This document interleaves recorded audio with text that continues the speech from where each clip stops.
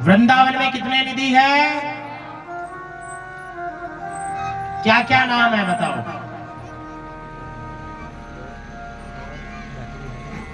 देखो वृंदावन के 7 निधि का जो नाम हमें बताएगा ना आज, उसको ठाकुर जी का यहाँ चढ़ा हुआ स्पेशल प्रसाद देंगे हम व्यासपीठ से।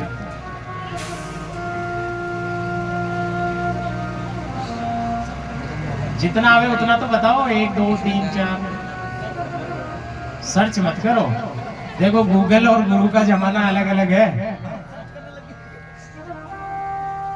अब सुनो मेरी बात ध्यान से कि वृंदावन में 7 निधि, निधि यानी होते ठाकुर जी महाराज। अब 7 ठाकुर है वृंदावन में, ध्यान से सुनना। 1 नंबर पर पहले बताओ। हाँ जी, और 2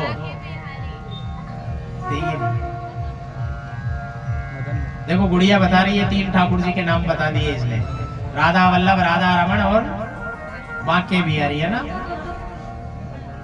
हाँ गोपीनाथ जी माता जी ने भी बताया, देखो जय हो जय हो। और बताओ। हाँ राधा मोहन जी करौली चले गए माता जी, देखो जय हो। राधा रमन जी आ गए।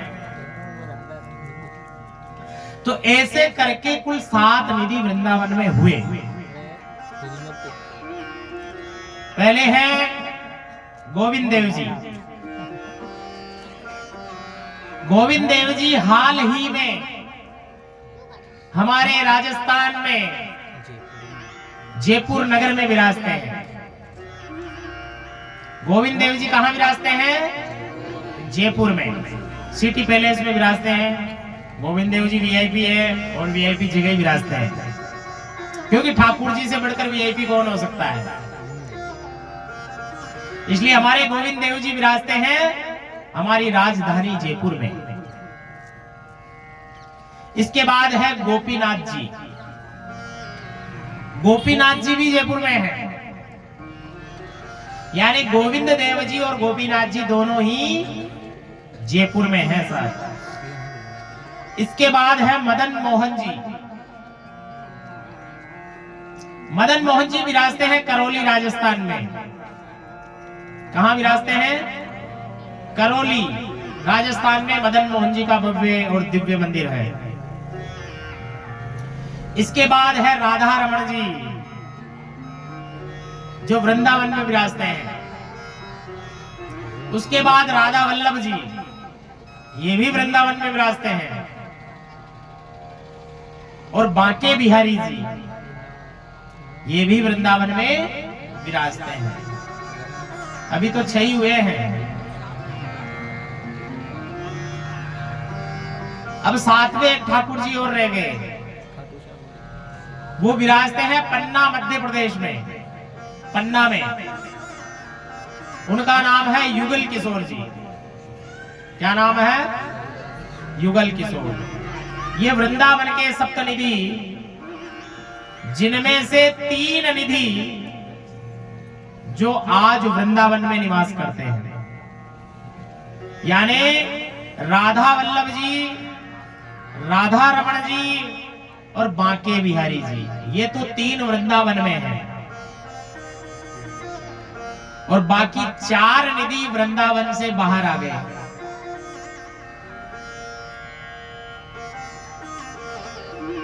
जिसमें से 2 जयपुर में आ गए, 1 करौली में आ गए और 1 पन्ना मध्य प्रदेश में। ऐसे करके 7 ठाकुर हुए।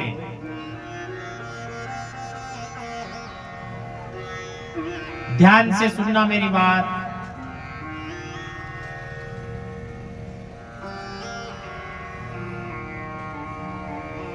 गोपीनाथ जी की कहानी सुनाता हूं आपको। बताओ गोपीनाथ जी की सुनोगे, राधा रमन जी की, राधा वल्लभ जी की, बांके बिहारी की। गोपीनाथ जी पास में ही है, अपने जयपुर में ही है।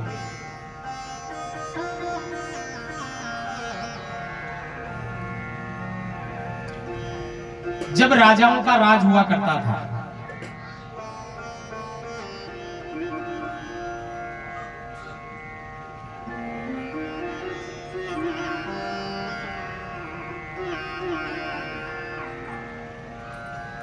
तो एक चोर था साहब,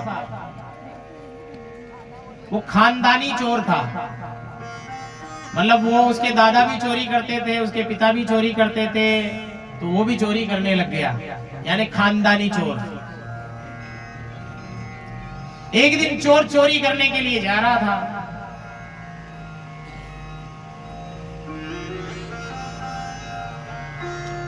अब वो चोर जब चोरी करने जाने लगा तो मार्ग में उनको एक संत मिल गए।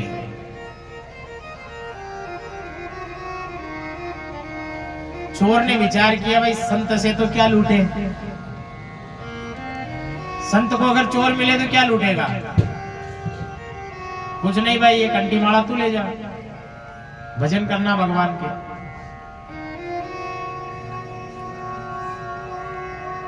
महात्मा जी ने चोर से पूछा, भाई तुम कौन हो?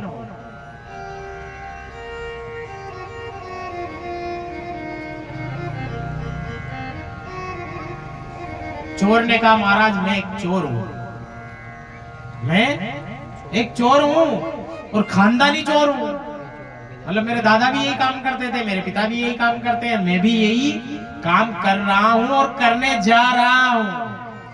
ये तो आप मिल गए रास्ते में। महात्मा ने सोचा ये चोर चोरी करते करते नरकगामी हो जाएगा, इसको नरक जाना पड़ेगा, इसलिए इसको स्वर्ग का रास्ता बता दो।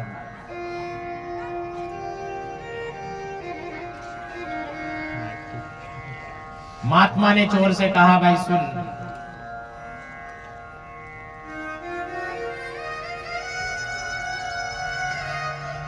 जीवन में 3 बात याद रखना, तेरा कल्याण हो जाएगा। चोर बोलने लगा, महाराज कौन कौन सी बात है?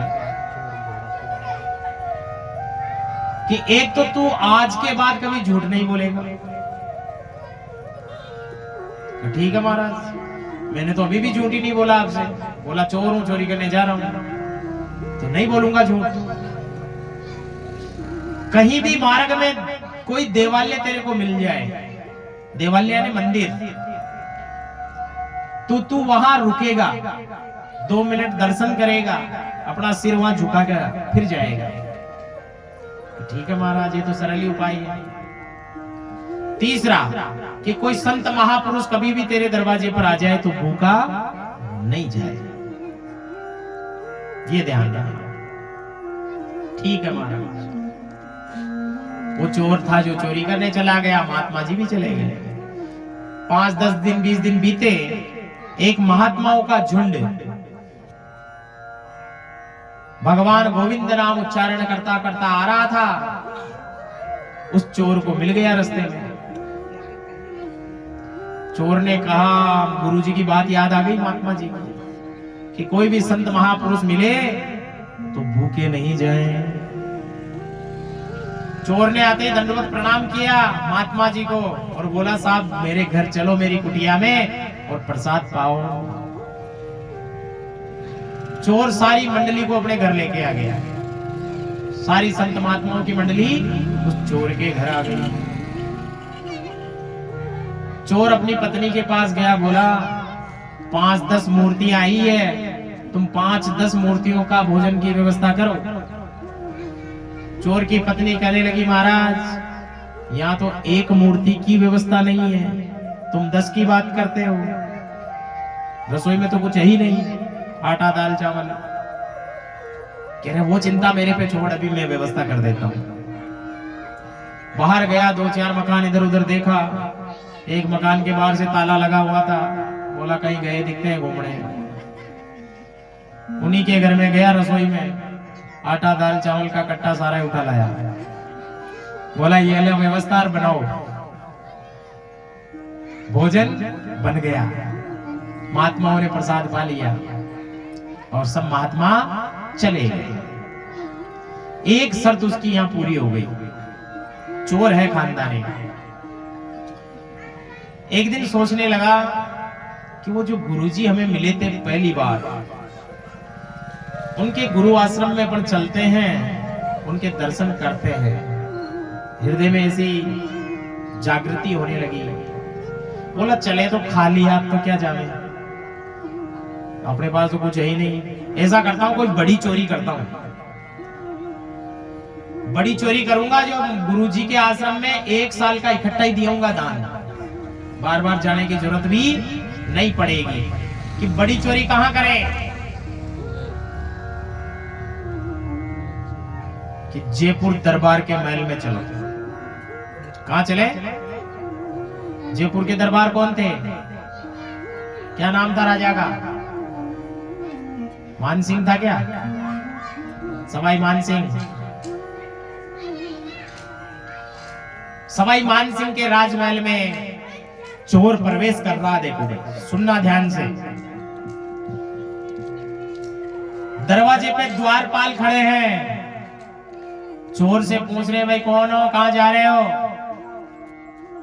चोर बोला महाराज चोर हूं, चोरी करने जा रहा हूं। द्वारपाल सोचे रहे भाई ये ऐसे कैसे बोल रहा है कि चोर हूं, चोरी करने जा रहा हूं। हो सकता है ये राजा का कोई गुप्त सैनिक है, ये राजा का कोई गुप्त सैनिक है, इसलिए ये उल्टी बात कर रहा है अपन से, जाने दो इसे। चला गया वो अंदर। गया तो सबसे महंगा एक राजा का घोड़ा था, नीलमणि। कलर उसका सफेद था, नाम था उसका नीलमणि। चोर ने कहा आज इस राजा के घोड़े को लेके चलेंगे चुरा कर। चोर राजा के घोड़े को खोल लिया और उस पर बैठ गया और बैठ करके महल से बाहर निकलने लगा। और जैसे ही बाहर आया दरवाजे पर, वापस वो द्वारपाल बोला कौन हो, कहां जा रहे हो? अरे तुम्हारे को बोला तो था चोर हूं, चोरी करने आया हूं, चोरी करके ले जा रहा हूं। फिर द्वारपाल चक्कर में पड़ गए। बोला ये तो राजा का घोड़ा है, हो सकता है ये सही में ही राजा का कोई सैनिक है। राजा के घोड़े पे राजा का कोई गुप्तचरी ले जा सकता है इसको, बाकी और कोई नहीं ले जा सकता। ले जाने तो भाई ले जा रहा था। राजा के घोड़े को ले गया वो।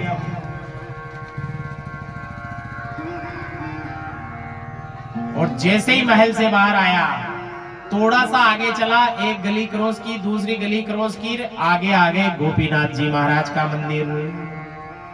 और जैसे ही गोपीनाथ जी का मंदिर देखा तो चोर को फिर याद आ गया कि महात्मा जी ने कहा था कि मंदिर में जाना, दर्शन करना, सिर झुकाना, कोई भी वस्तु चोर के लावे तो गोविंद को कहना तेरा तुझको अर्पण है।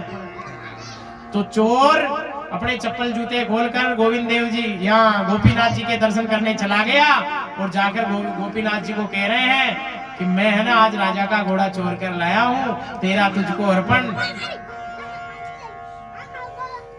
उतने में ही राजमहल में हाहाकार मच गया कि राजा का घोड़ा चोरी हो गया, राजा का घोड़ा चोरी हो गया। महाराज राजा के सैनिक बाहर आए, द्वारपालों से पूछा। द्वारपाल कहने लगे अरे अभी अभी तो वो लेके गया है, थोड़ी देर हुई है कि वो चोर था क्या? द्वारपाल कहने लगे महाराज हमें तो पता नहीं, वो कह तो रहा था भाई मैं चोर हूं, पर हमने तो उसकी कुछ मानी नहीं, वो आपका घोड़ा लेके चला गया। राजा के सैनिक पीछा करते करते पहुंच गए गोपीनाथ जी के मंदिर। घोड़े को उस चोर ने एक वृक्ष से बांध रखा था और वो दर्शन करने गया। वो अंदर ही था, चोर दर्शन कर रहा था। उतने में ही राजा के सारे सैनिक वहां आ गए। सारे सैनिक वहां आकर के इधर उधर देख रहे हैं।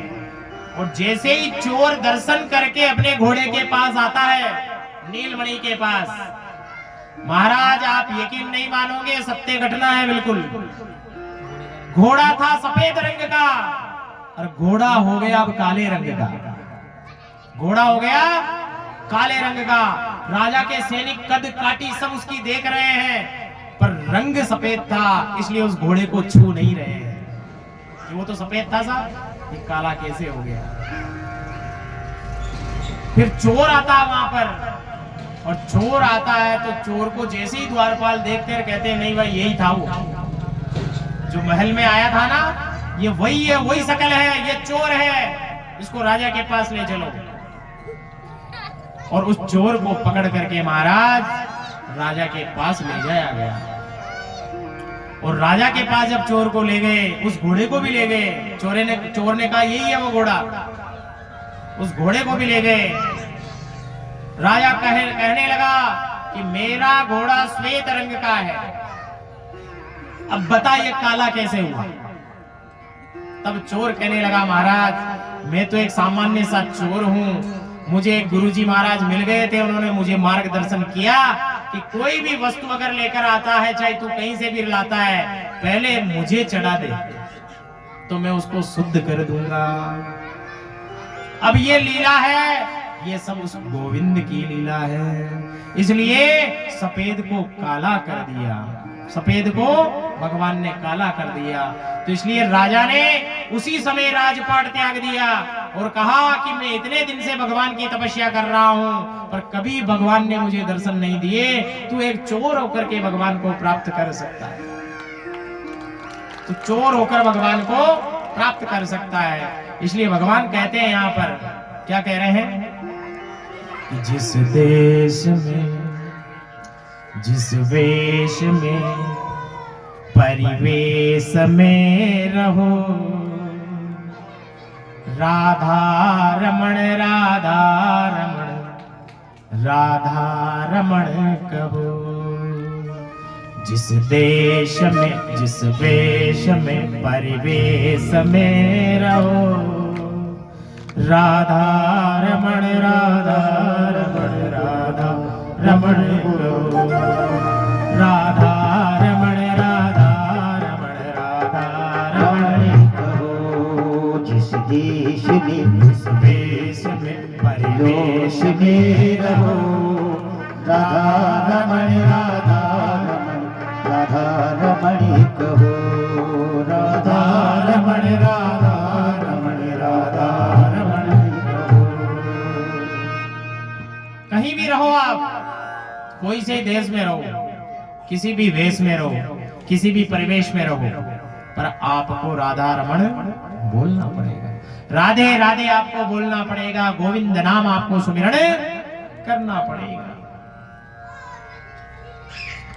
तो इस प्रकार भगवान ने उस चोर का भी उद्धार करा। यानी सोचो कि चोर भी चोरी करने जाता तो भगवान को मनाता, पहले मनाता कि नहीं, बताओ आप। जो पाप रूपी धन होगा वो चला जाएगा आपको छोड़कर, और जो आपकी ईमानदारी का है आपके पास, वो आपको चल भी जाए ना तो भी वापस प्राप्त हो जाता है, वो वापस मिल जाएगा। इसलिए धन कभी भी कमाओ तो कैसा कमाओ बताओ, छल कपट से कमाओ या ईमानदारी से? ईमानदारी से प्राणी को धन एकत्रित करना चाहिए, छल कपट नहीं करना चाहिए। क्योंकि ज्ञानी लोग कभी छल नहीं करते हैं, जिनमें ज्ञान होता है, और जिनमें अज्ञान है वो करेगा। इसलिए महात्मा कहते हैं यहां पर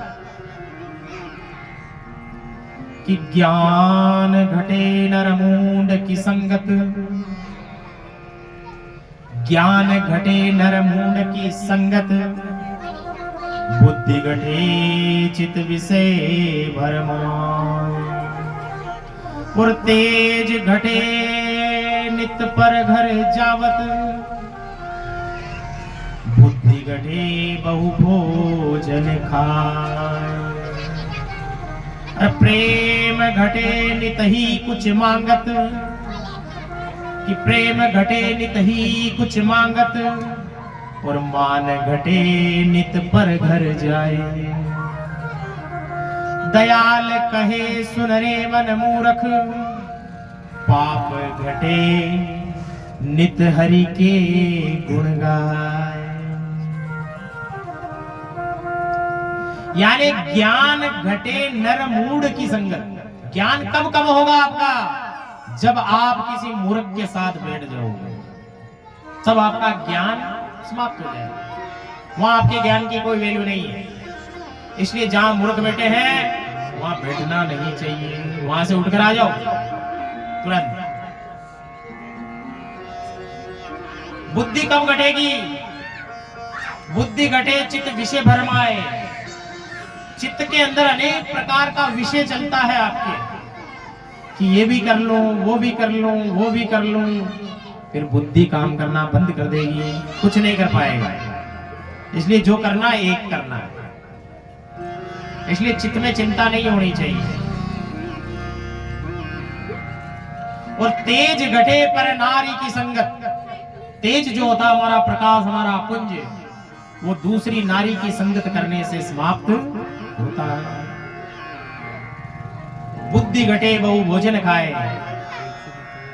ज्यादा भोजन करोगे तो भी बुद्धि का विकास नहीं होगा।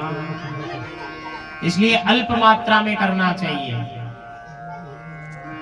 जैसे एकादशी आती है, एकादशी को क्या करते हैं? क्या करते हैं? हाँ, फलाहार करते हैं। फलाहार क्या करते हो? फलाहार। और आजकल तो मुझे लगता है फलाहार तो कोई नहीं करता है, फुलाहार करते हैं। फुलाहार, फुल आहार चकाचक होना चाहिए महाराज। क्यों? 80 रुपए पाव का तो आटा खाते हो एकादशी के दिन। 80 रुपए का पाव आता है वो 250 ग्राम।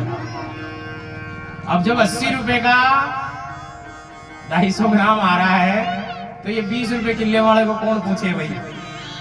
तो 80 वाला ही खाएंगे ना फिर तो। फिर साहब को भी कह दे बाजार से आ रहे हो तो कंदमूल फल भी ले आना।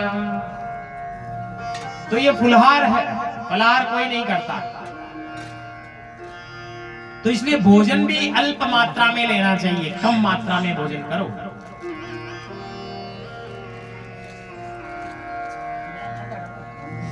दयाल कहे सुन रे मन मूर्ख, पाप घटे नित हरि गुण गाए। अगर रोज हरि के गुण गाओगे ना तो आपका पाप घट जाएगा। और अगर हरि गुण नहीं गाओगे तो आपका पाप बढ़ जाएगा। यानी बूंद बूंद से घड़ा, किसी के बाथरूम में नल टपकता है तो बाल्टी लगा देते हैं। सुबह तक बाल्टी तैयार मिलती है, नल चलाने की जरूरत नहीं है, बूंद बूंद से भर गई। जब वो रात भर में बाल्टी भर सकती है तो ये रात भर में घड़ा भी भर सकता है। इसलिए रोज का प्रायश्चित रोज करो प्यारे।